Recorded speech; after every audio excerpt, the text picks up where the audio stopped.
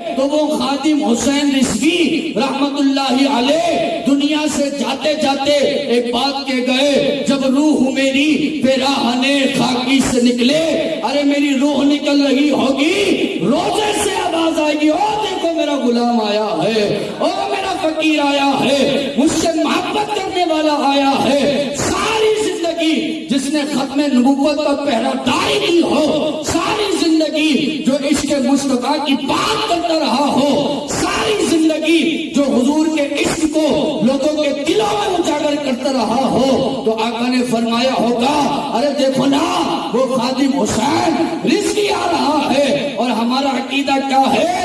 خدا کی قسم حضور نے ان کے ماتھے کو چوما بھی ہوگا، اپنے سینے سے بھی لگایا ہوگا۔ تو فرمایا حضرت عبداللہ بن خثیمہ حضور کی بارگاہ میں آئے، آقا نے فرمایا وہ میرا غلام ہے جو عبداللہ ابن خثیمہ ہے۔ قریب آئے تو وہی تھے۔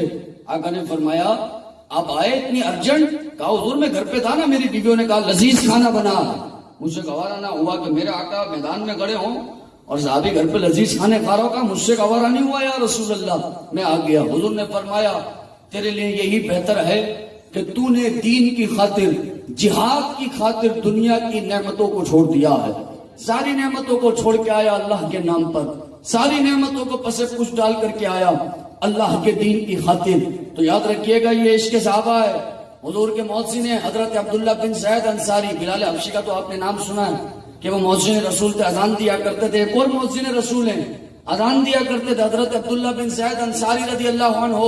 جب پتہ چلا نا کہ حضور کا انتقال ہو گیا، ظاہری طور پر پردہ فرما گئے، آنکھوں سے آنسو جاری ہیں، رکی نہیں رہے، اتنا روئے کہ آپ اندھے ہو گئے، دکھنا بند ہو گیا، نابینا ہو گئے، اور اب نابینا ہو کر دعا کیا کر رہے؟ مولا اللہ یا ربی اب مجھے پھر کبھی آنکھیں نہیں عطا کرنا۔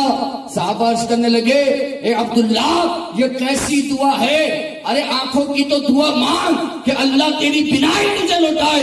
حضرت عبداللہ بن زید فرماتے مولا اب آنکھیں عطا نہیں کرنا، کیوں؟ کیونکہ آنکھوں کا مقصد مصطفیٰ کا دیدار ہے، آنکھوں کے وجود کا سبب مصطفیٰ کا دیدار ہے، آنکھوں کا نور مصطفیٰ کا دیدار ہے، آنکھوں کی رونق مصطفیٰ کا دیدار ہے۔ اور عقیدہ کیا ہے؟